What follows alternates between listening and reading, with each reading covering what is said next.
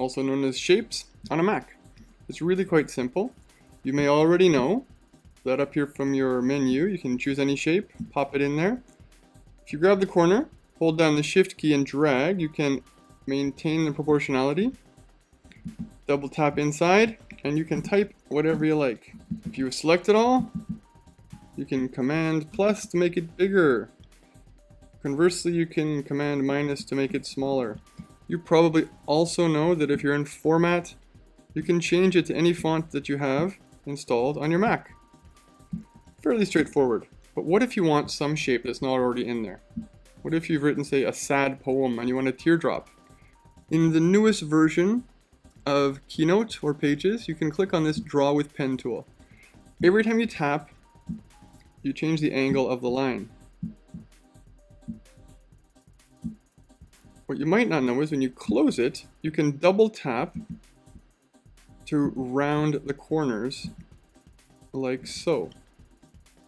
So you can get yourself some kind of a teardroppy looking thing. Now, right now I can't type in it because it doesn't have any color. So if I click on the line again and select it, no fill can be changed to color fill. Now it's white. So now I can double tap and start typing right away in here.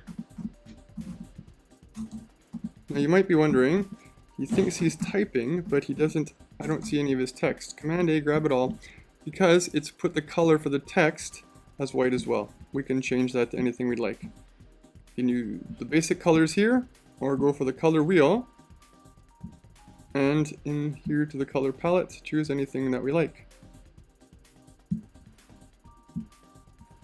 So now, if I were to get all of it, just start duplicating it, you can see how it works. It fills in quite nicely. Now imagine this were a poem about a rainy day or something very sad that has happened. Now what if you want to go really crazy? What if I have a poem about, say, a guitar?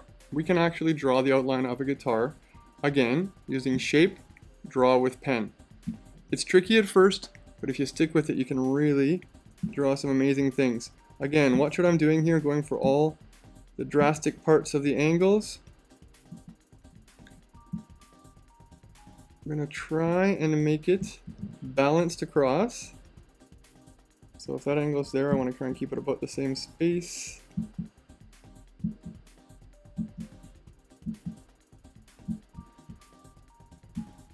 It doesn't have to be exact, we're just going for a shape here. The beauty of this as well, this might not be a copyright-free image, but I'm going to get rid of the image. So I'm going to double tap on everything. Trust me, that funny thing is going to disappear. So every time you tap on another one, it changes the parameters. And it starts looking fairly guitar-shapey. Those ones I'm going to leave, except the top one. I'm going to round that up a little bit.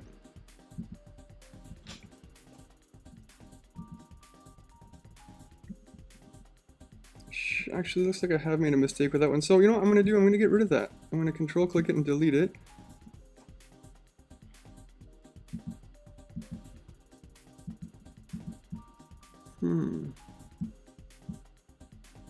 Double tap that one over there.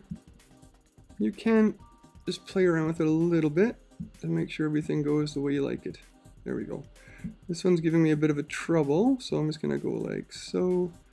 Make that right over there. Make it nice and straight. So let's get out of here. Now actually, now I'm going to zoom that in a little bit. Let's get out of it. Let's get rid of the guitar. Delete it. And there we do. We have a guitar shape right there.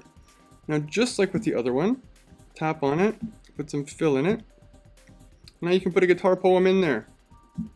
I've already done this one.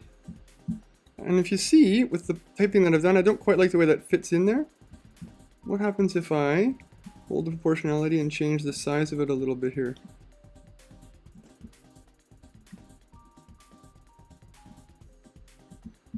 If you double tap, even when you're finished, you can change the parameters. I'm going to make this a little bigger so that fits in. It still has the integrity of looking like a guitar to me. The more time you spend on it, the better it's going to look. And again, you can continually edit it. so we can fill it in right there. More and more. So there you have it. A very reasonable looking guitar shape with text that flows to fill. I may have added here that I added a drop shadow, the blur of 8, and an offset of, let's say, what does 12 look like. Not bad. I want to add some more flair to it, let's say. Close that so I don't have to look at it. I got this from the internet already, and I know that it is a copyright-free image, and I've even put the URL at the bottom for you to see it. Command Option Shift G to ungroup it. Again, to format, arrange, unconstrained proportionality, close it. Now it's going to let me stretch it out a little bit. So there you have it. That is how you are able to type in irregularly shaped objects or shapes on a Mac. Even make your very own works of art. Hope you've enjoyed this. Pass it along. Thanks for watching. Don't forget to head over to giveitaway.net for lots of ideas on creativity and educational technology. But before you do, make sure you subscribe to Sean Sensei 8 on YouTube for lots of new ideas coming out all the time.